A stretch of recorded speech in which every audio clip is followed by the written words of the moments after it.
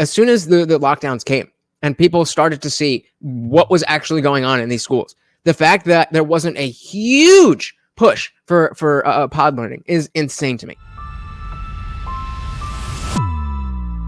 Are actually a necessary part of a functioning democracy. Private schools have teachers too. Not a private school, kids. Private schools have teachers too, and they were open in the same city. The Chicago private schools were open. Private schools, the government schools were closed. They were striking in 2022. Very close. The percentage of their rates of reopening is very close. It's like only 4% difference between them and the regular schools.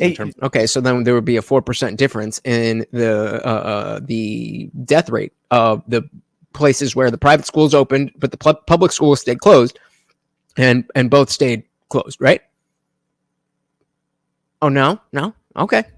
To me, when you say that people 4% difference, teachers are necessary, I think that's incorrect. I think I think the way it should be is that local communities should allocate time from parents in the community to handle specific subjects in which they're pretty good at or better at. They can easily teach better to the kids they know in their own communities. You could do these things by a few block radius where the parents come together, decide we're going to do pods.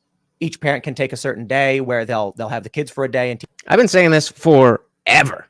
I don't know. As soon as the lockdowns came and people started to see what was actually going on in these schools, the fact that there wasn't a huge push for pod learning is insane to me. It's insane to me. Now, I don't have kids, fine, but I don't understand how that would not be your ideal situation, where you're in charge of everything. You don't have to give up your life to teach, to become a teacher. You make sure that your kid still is socialized and learns the shit that you want him to learn, and doesn't learn the shit that you don't want him to learn. What's the issue?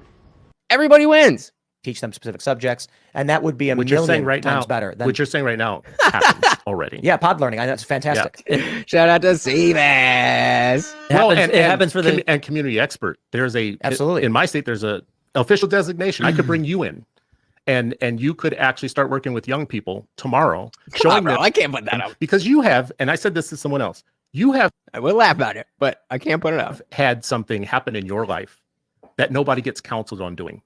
All of this is actually something that is blazing a different path that nobody counseled you on doing, right? Right. There is a designation in public schools where you can go and teach this right now to kids and show them the entrepreneurial spirit that it took to build this. I think the problem is lack of community. I think one of the biggest problems, I think so much of the political crises that we see in this country is based on the fact that there is no longer a community. It all just fell apart. So policing, the for American instance, everyone says you got to abolish the police, defund the police, or back the blue. And I'm like, no, the real issue is the cops don't know you and aren't actually trying to protect you, your family, and their community. Mm-hmm. So, for instance, yeah. So going back to the pod thing, exactly. Any film's not even a teacher, and he's saying, well, hey, I've got enough knowledge to be able to take on some grade school shit. I would help. People are willing to do this, but it just, I don't know. I think it's just too easy to go along with what you know. And I just send my kids to the bus stop, and we come home, and it's just what I know. I don't know. Yeah, you are the white Power Ranger. Pre-Civil War America was thriving, and we didn't need. I was going to say we didn't need CRT, but I mean, maybe it would have been a little bit better. And aren't actually trying to protect you, your family, and their community. Mm-hmm. So, for instance, the example honey, sweetie, I got pulled over on Lakeshore Drive in Chicago. I was not speeding. I was exiting at Belmont. Cop pulls me over and says, "You were speeding." I said, No, I wasn't. I'm on the exit. I have to slow down to get off. And he goes, "Tell it to a judge." See you in court. That ticket, I was, I think I was 20 years old, suspended my license. So I couldn't drive for 3 or some odd years. I ended up getting arrested and charged for driving a suspended license because I didn't know that, because they don't tell you that if you get 2 moving violations under 21. And so I had to leave my job to go to court or just pay $75, which I did, which was a guilty plea. Mm-hmm. Now, in a small town, this town ain't big enough for the two of us. And you hear this quite often. In fact, we have viewers who will be like, "That's exactly what it's like in my town of 3,000 people." The cop pulls you over and he goes, "Aren't you Jim's kid? Why are you speeding?" "I got to go. I'm going to see your dad down at the bar tomorrow night. And what am I going to say? I caught your kid speeding?"